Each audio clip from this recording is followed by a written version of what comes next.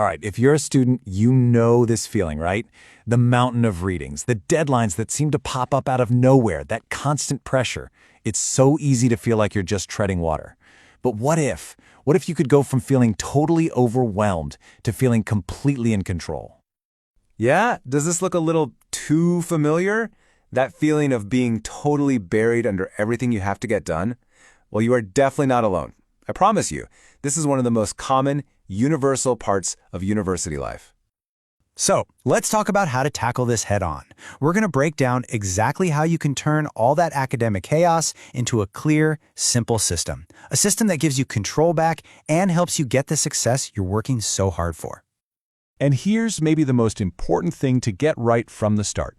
Time management isn't some magic talent people are just born with. Nope, it is a skill.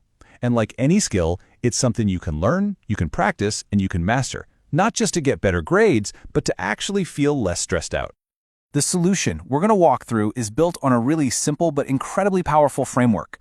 I want you to think of it like a foundation with two main pillars holding up every part of your academic success. So here they are, our two pillars. On one side, you have mastering your time.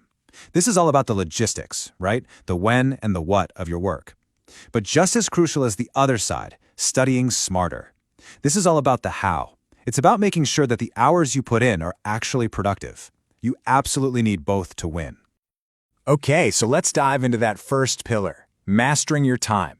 This is where we lay the groundwork, where we create the structure for everything else to build on. You can actually own your week with just these three simple steps. First, make a real schedule. Actually put everything into a calendar. Second, prioritize. Learn the difference between what's just urgent and what's actually important. And third, take those giant, terrifying projects and just break them down into tiny, manageable pieces. And here's a technique that is an absolute game changer for so many people. The Pomodoro. It's so simple. You just work, totally focused, for 25 minutes, and then you take a 5-minute break. This little cycle is amazing for preventing burnout and keeping you focused. It really works. Okay. A plan is great, but let's be real. We live in a world of constant pings, notifications, and temptations. So how in the world do you actually find the space to focus? This is your focus toolkit. It's all about being intentional. First, find a dedicated, quiet space. Then, turn off your phone notifications. Seriously, just do it. If you need to, use an app to block those websites you know you'll get lost in.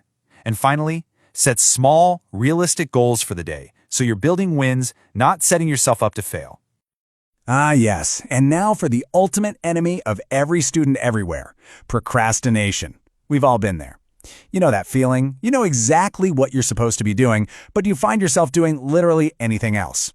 So how do we fight back? Here is your anti-procrastination battle plan.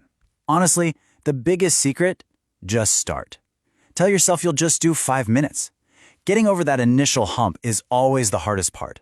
Then motivate yourself with small rewards as you make progress. And remember, your schedule isn't permanent. Look at it every week and be willing to change what's not working. Okay, so we've organized our time. That's huge. But now for pillar 2, and this is a complete game changer. Studying smarter. Because success is not about pulling all-nighters. It's about making the hours you do study actually count for something.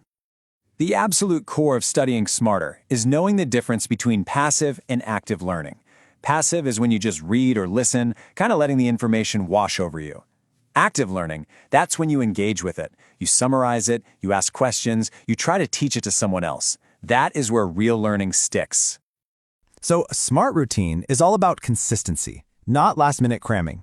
Mix up how you learn. Don't just read the textbook. Watch videos, find practice problems, and please, level up your note-taking. Instead of just writing down everything the professor says, try something like a mind map to see how all the ideas connect. Okay, listen up. If you remember one thing from this section, make it this. The single best way to lock something into your long-term memory is called practice retrieval.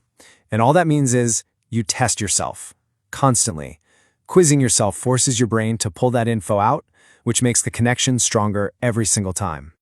And finally, please remember you don't have to do this alone. Success doesn't happen in a bubble.